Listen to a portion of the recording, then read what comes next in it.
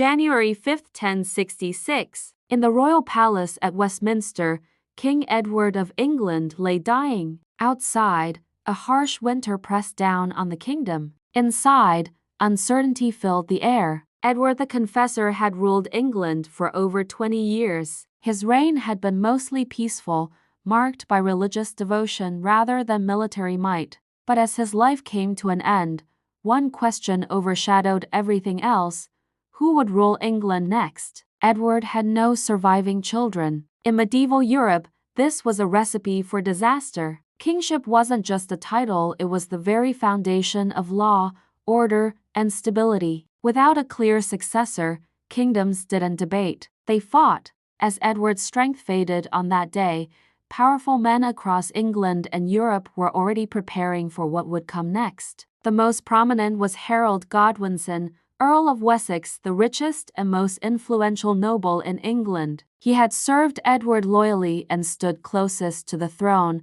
both in power and proximity. But Harold was not alone. Across the English Channel, William, Duke of Normandy, believed the crown belonged to him. He claimed Edward had promised him the throne years earlier, and that Harold himself had sworn an oath to support that claim. And far to the north, the King of Norway also prepared to assert his right, based on older agreements and ancient blood ties. England stood at the center of a storm of competing ambitions. That night, King Edward died. The very next day, Harold Godwinson was crowned king, but his rule began under a dark cloud of doubt. In the world of medieval politics, legitimacy was everything, and many believed Harold's claim was weak. Word of Edward's death and Harold's coronation spread like wildfire across Europe. In Normandy, William began his preparations almost immediately. Ships were ordered, weapons were forged, and allies were gathered. England's future would not be decided by councils and debates,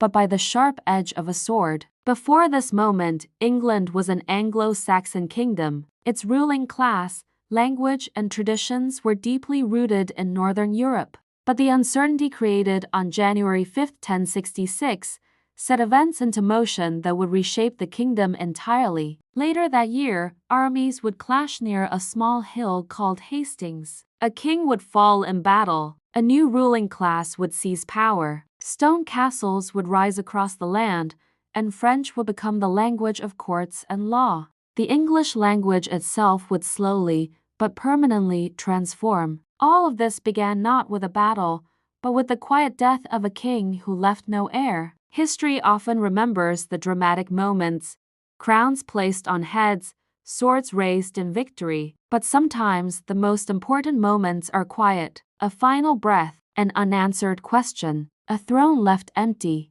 January 5, 1066, was one of those days, a kingdom holding its breath, waiting for what would come next. Thanks for watching. If you want to explore more pivotal moments from the past, don't forget to subscribe. We'll see you tomorrow for another story from deep history.